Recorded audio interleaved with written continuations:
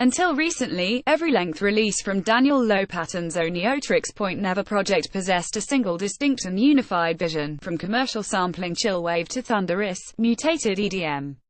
But June's Age of marked a break from that tradition, even as its conceptual sprawl surpassed that of the phases that came before it. An eclectic record that spanned hermetic electro-folk, doomy sample delia, and the eerie loveliness of Boards of Canada, Age of also found Lopatin rifling through his own back catalogue for inspiration. If you listen closely, you could hear echoes of the pointillist early electronic music on R+7, Garden of Delete's Neon Headbanger Fair, and the noisy, refracted new age of Rifts. The album Didnt represent a new aesthetic for Lopatin as much as a recontextualization of his previous work within a more pop-oriented vernacular.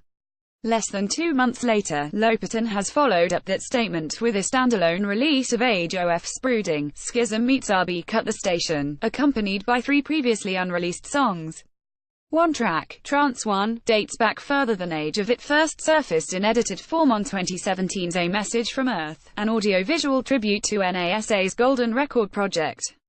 Rather than pushing his latest album's relatively lined approach even further, the station is an EP for hardcore fans who relish digging through Lopatin's odds and ends.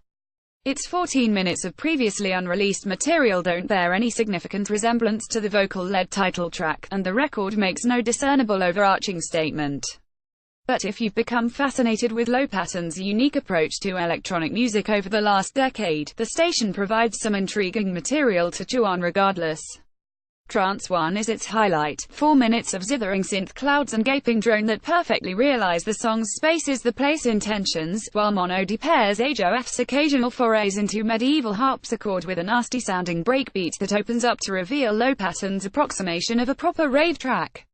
The Glassy Blow by Blow is the collection's weakest cut, a 5.5-minute suite of processed chord shredding, water droplet percussion, blasts of static noise, and synthetic euphoria that drifts between moods without quite cohering. And then there's the station. Originally written for Usher, its straightforward pop sound makes it a humorously incongruous introduction to the EP's more abstract material.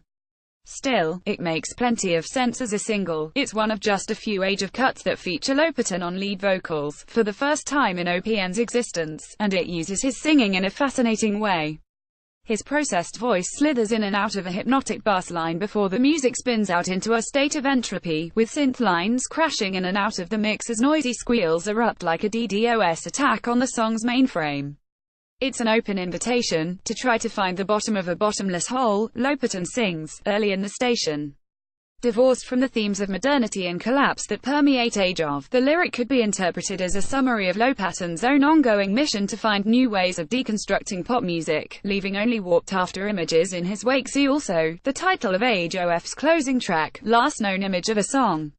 Much of the thrill in following his career over the last decade has come from watching where the Protean vision takes OPN from album to album. By now, it's clear that guessing what lies ahead for Lopatin based on any given release is futile.